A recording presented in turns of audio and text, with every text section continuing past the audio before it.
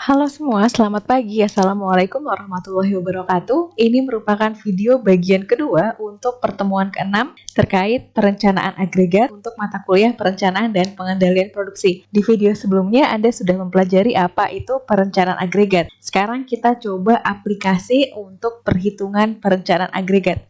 Dalam perencanaan agregat yang kita gunakan di sini adalah data forecast-nya. Jadi kita sudah rencanakan jauh ke depan forecast-nya seperti apa, baru kita nanti akan susun rencana produksi. Di sini dikatakan bahwa berdasarkan hasil peramalan yang telah dilakukan, kita memiliki 8 periode data berikutnya. Diketahui untuk melakukan proses produksi di sini, perusahaan memiliki 7 orang tenaga kerja. Masing-masing tenaga kerja itu bisa menghasilkan 10 unit per hari. Masing-masing tenaga kerja ini bisa menghasilkan 10 unit per hari. Diketahui di sini bahwa periode yang dimaksud dalam data ini merupakan satuannya adalah minggu. Dalam satu minggu, periode produksi itu terdiri dari 5 hari kerja. Misalnya dia hanya bekerja dari Senin sampai Jumat saja. Jumlah hari dalam satu minggu di perusahaan dinyatakan sebagai 5 hari kerja. Kalau seperti ini, berarti kalau satu orang tenaga kerja itu satu harinya bisa menghasilkan 10 unit per hari, satu minggu dia terdiri dari 5 hari kerja, berarti setiap satu orang tenaga kerja itu bisa menghasilkan berapa banyak per periodenya. Berarti 10 kali 5, dia bisa menghasilkan 50 unit per periode atau per minggu. Kemudian, dalam proses produksi ada beberapa biaya yang terlibat.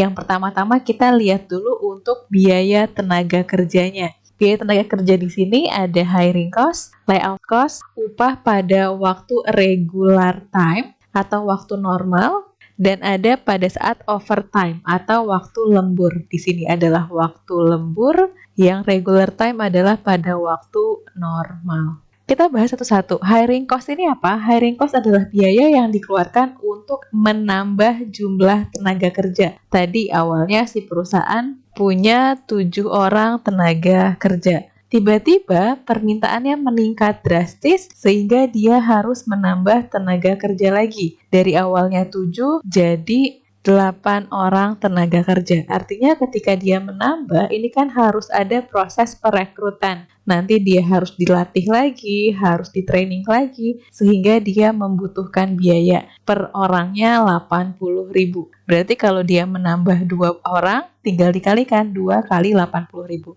Lalu ada layoff cost. Nanti di ke belakang kita akan lebih sering menyebut layoff cost ini sebagai firing cost atau biaya pemberhentian tenaga kerja.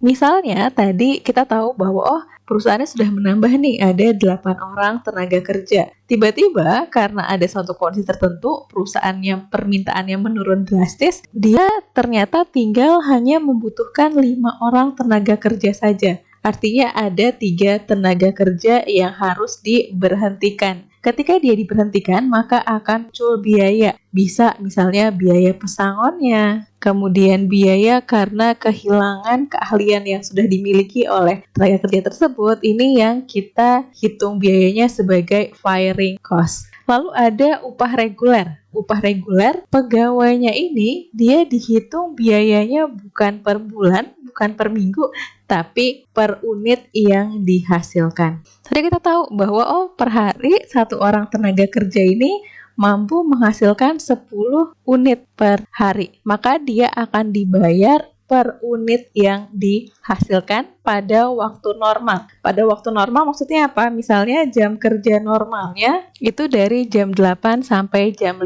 sore. Maka selama dia bekerja pada waktu normal untuk menghasilkan barang tersebut, dia akan dibayar sebesar 25.000 per unit. Tapi katakan misalnya permintaannya sedang tinggi, lalu pegawainya ini diminta untuk bekerja lembur. Katakan dari jam 5 sampai jam 7 malam.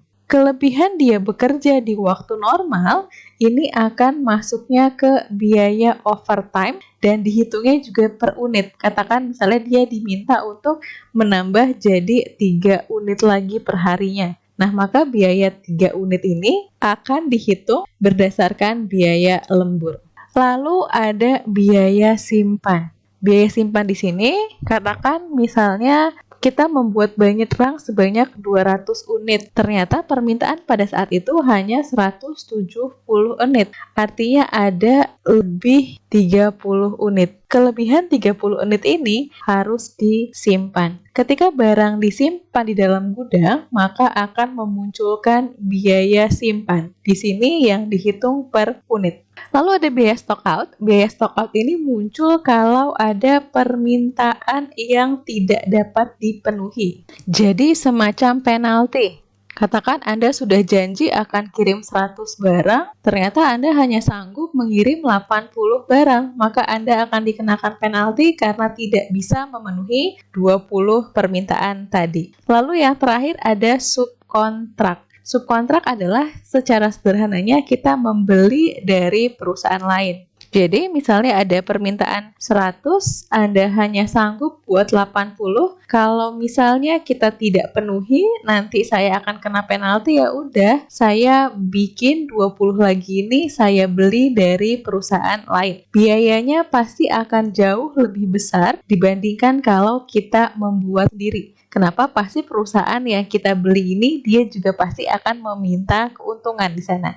Sehingga biaya subkontrak dan biaya stock out akan jauh lebih besar dibandingkan dengan kalau kita membuatnya baik di waktu reguler maupun di waktu overtime. Kita akan selesaikan kasus ini menggunakan 3 strategi pada pertemuan saat ini, yaitu strategi level, chase, dan subkontrak. Kita coba dulu untuk yang pertama, yaitu level strategi. Pada strategi ini, perubahan jumlah persediaan yang akan kita utak-atik. Jadi nanti kalau kelebihan kita simpan, nanti kalau ada kekurangan kita akan ambil dari persediaan yang sudah kita punya. Dalam strategi ini, kenapa namanya level? Karena kita gunakan jumlah tenaga kerjanya tetap. Gak ada nambah tenaga kerja, gak ada kurangin tenaga kerja, tetap. Jadi kalau misalnya kita lihat kemarin dalam bentuk grafiknya, misalnya permintaannya naik turun seperti ini, maka kita coba nanti tingkat produksi kita lurus aja, datar gitu, sama setiap saat. Nanti ketika ada kelebihan produksi kita simpan, nanti ketika ada kekurangan produksi kita ambil dari produksi yang sebelumnya. Jika permintaan lebih dari produksi, maka akan diambil dari persediaan. Kelebihan dari strategi ini adalah jumlah tenaga kerja tetap sehingga tidak perlu ada lembur, tidak perlu ada kelebihan kapasitas, namun kelemahannya adalah perusahaan membutuhkan tambahan modal, tambahan gudang untuk menyimpan persediaan. Kita akan coba bagaimana bentuk perhitungannya. Kita coba di sini, kita sudah memiliki tabelnya. Ada tabel periode, forecast, jumlah tenaga kerja yang digunakan, produksi pada waktu regular time, inventory, lalu akumulasi inventory. Nanti setelah kita hitung semua, kita hitung jumlahnya, jumlah produksinya berapa, inventory-nya yang kita gunakan adalah akumulasi dari inventory-nya. Di sini kita sudah punya datanya. Di sebelah kanan ada jumlah tenaga kerja, kemampuan tenaga kerja, lalu upahnya.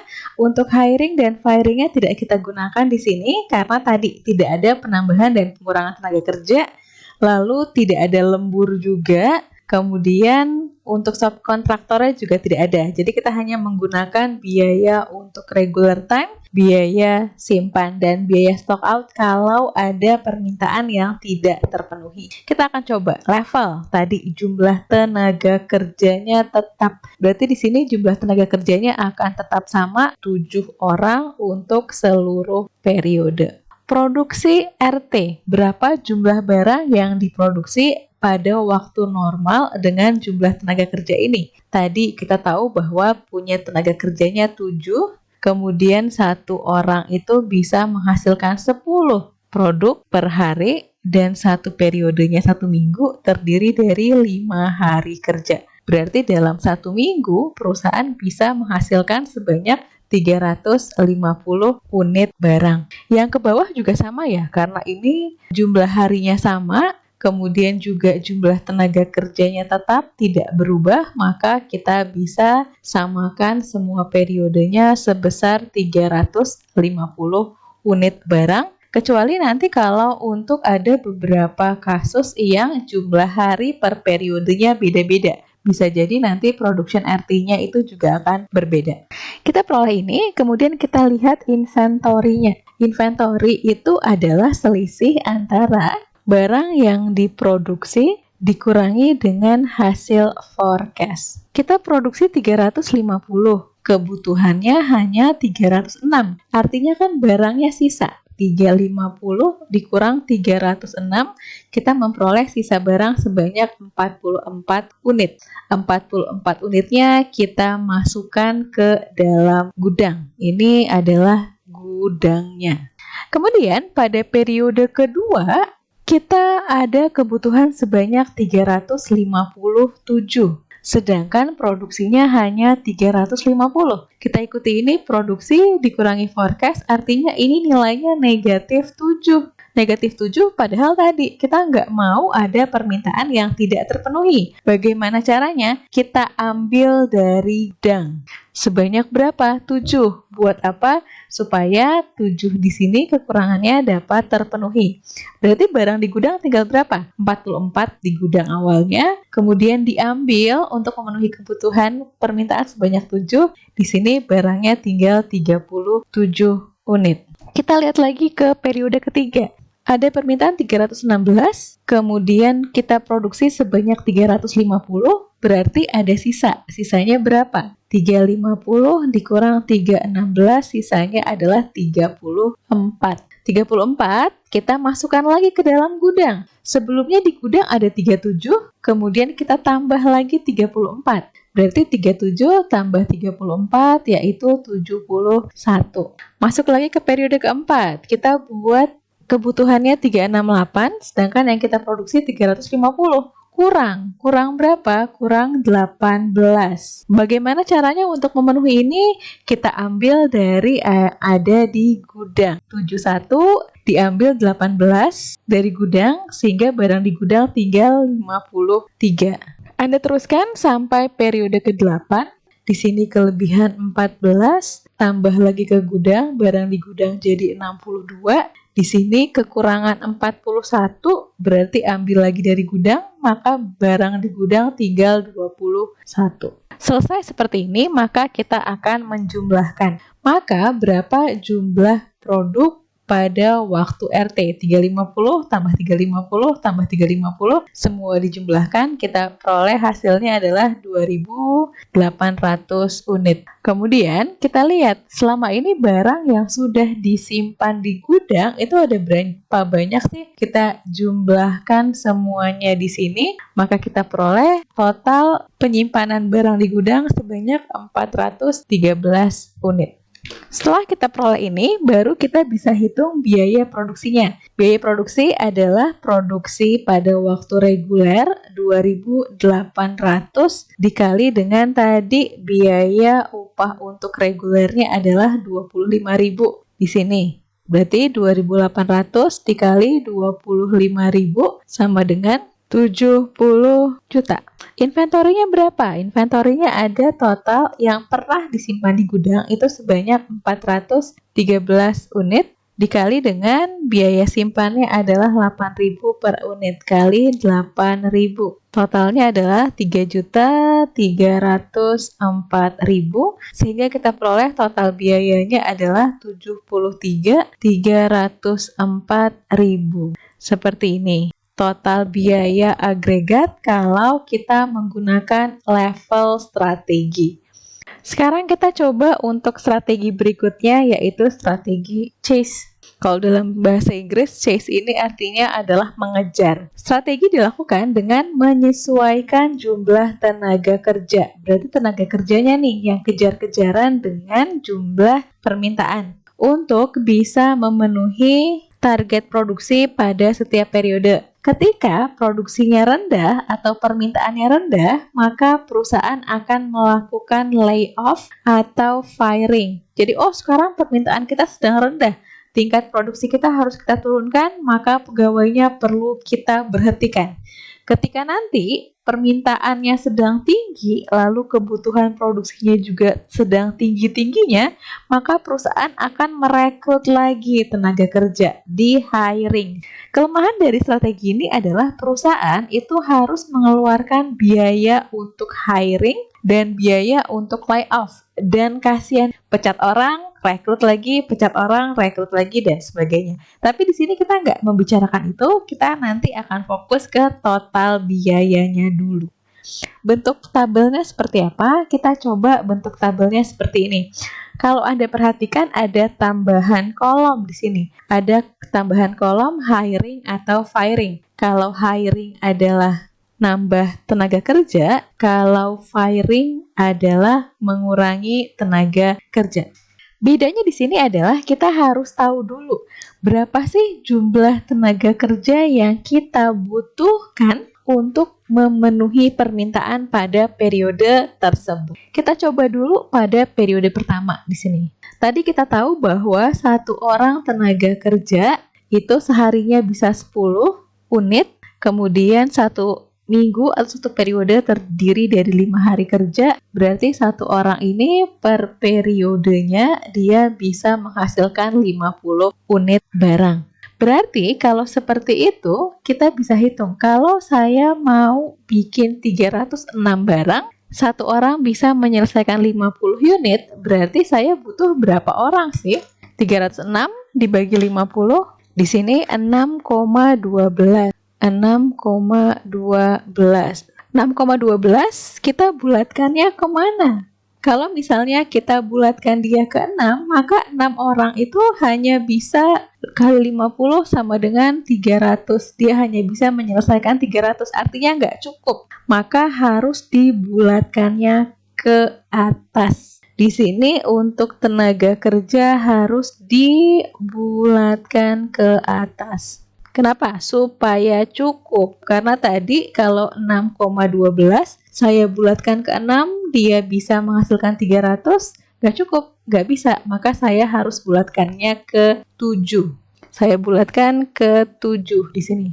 Kalau saya punya 7 orang, maka berapa tingkat produksinya? Berarti 7 kali satu orangnya bisa bikin 50, kali 50 sama dengan 350. Kita hitung inventorinya. 350, kemudian kebutuhannya hanya 306, berarti ada kelebihan sebanyak 44. 44-nya ini katakan akumulasi inventory adalah gudang, kita masukkan ke dalam gudang. Kemudian pada periode kedua kita lihat di sini kebutuhannya 357. Tapi sebenarnya kan kita sudah punya nih barang di gudang 44. Jadi sebenarnya kita nggak harus bikin 357. Kita kurangi dulu dengan barang yang udah kita punya.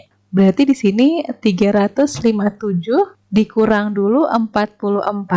Berarti sebenarnya kita hanya butuh untuk membuat 313 barang saja. Kita bagi 50 sama dengan 6,26. Sekali lagi, kalau kita bikinnya 6, kita bulatkan ke bawah, maka kebutuhannya tidak terpenuhi. Maka harus kita bulatkan ke atas. Semuanya harus di round up atau dibulatkan ke atas, jadi hanya butuh 7. Produksinya berarti 7 kali 50 adalah 350. Inventorinya gimana? 350. Kita bikin 350. Kemudian akumulasi inventory sebelumnya ada 44, maka permintaannya adalah 357. Di sini sebenarnya kita kekurangan 7, negatif 7. Kita ambil dari gudang 44, maka barang di gudang tinggal 37. Kita lanjutkan lagi. Pada periode ketiga, kita hanya butuh 316, tapi kita udah punya 37 nih sebelumnya. Maka ini kita bisa kurangi dengan barang yang sudah ada di gudang, lalu kita bagi 50, sama dengan 316 dikurang 37 sama dengan 279.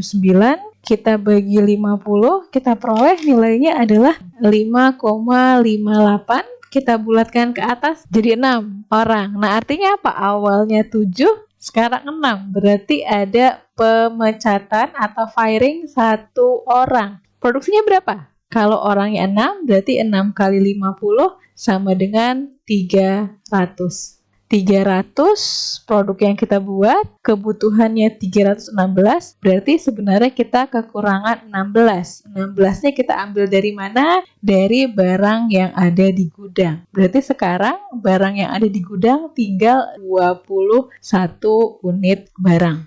Kita lanjut lagi untuk periode berikutnya. Periode berikutnya ada permintaan 368, sebelumnya kita sudah punya 21, kemudian ini kita bagi 50, maka kita peroleh nilainya adalah 6,94. Kita bulatkan jadi 7. Wah, ini mulai nih. Awalnya 6, kemudian balik lagi ke 7, berarti kita merekrut orang lagi, hiring sebanyak 1 orang. Maka produksinya adalah 7 dikali 50 sama dengan 350. Saya produksi 350, kebutuhannya 368, berarti sebenarnya kita kurang 18.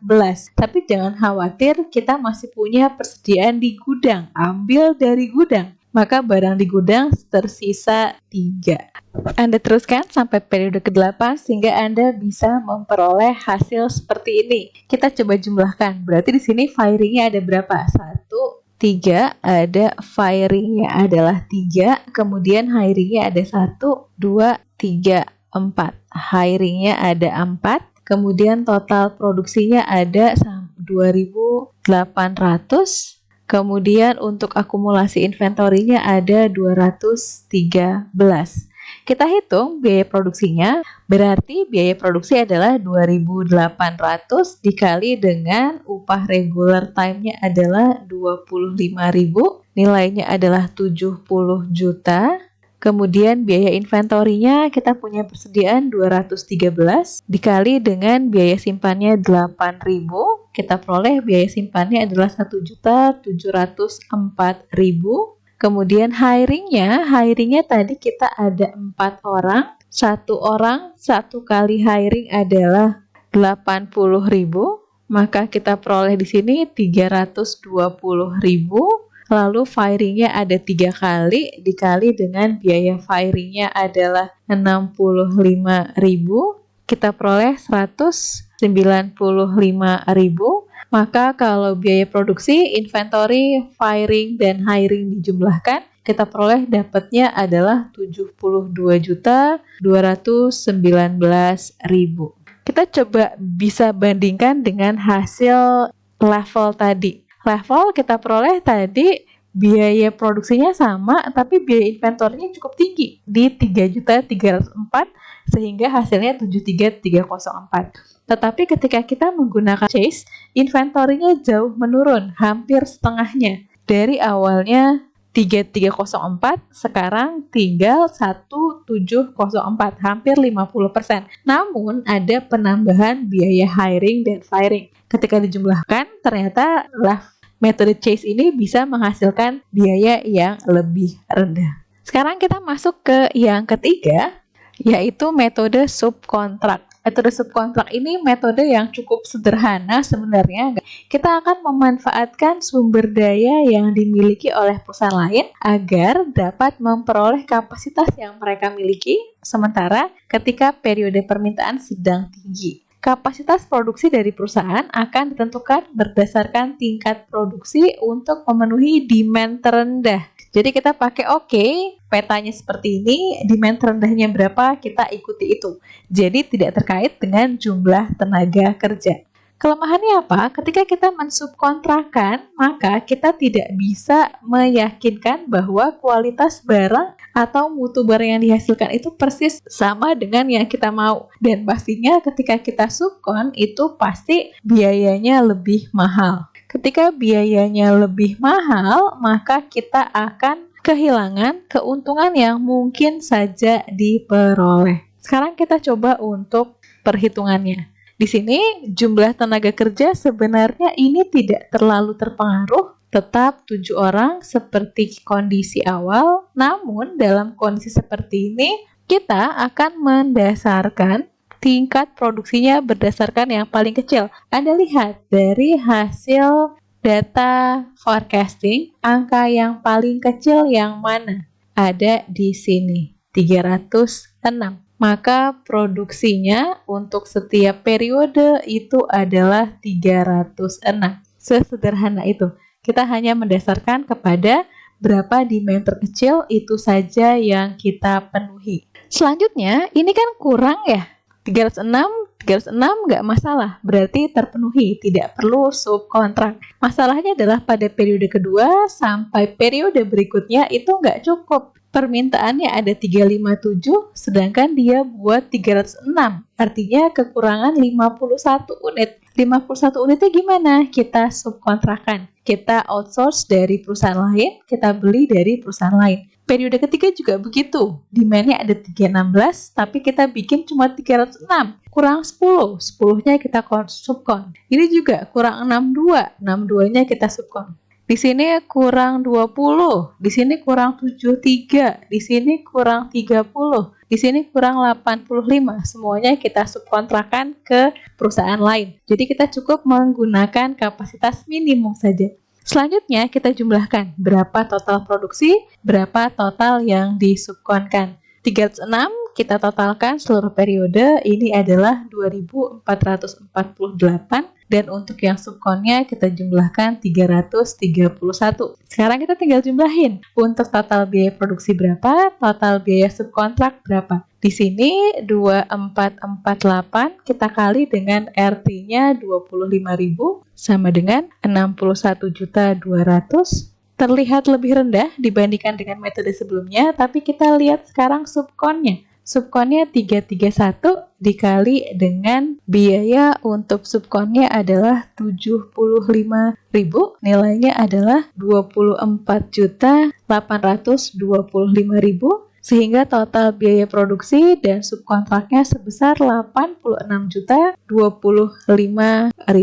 Seperti ini untuk yang subkon. Mungkin ada pertanyaan, ini stock out kemudian overtime ini belum ada, nanti kita akan bahas untuk overtime dan juga stock out-nya di metode berikutnya. Kita sudah bisa coba bandingkan antara 3 metode tadi, yaitu subkon, kita peroleh 86 juta, kemudian chase, kita peroleh 72 juta, kemudian kita lihat lagi untuk level, kita peroleh 73 juta. Di sini kita sudah mulai bisa mempertimbangkan metode mana yang kita akan gunakan untuk membuat proses produksinya lebih murah.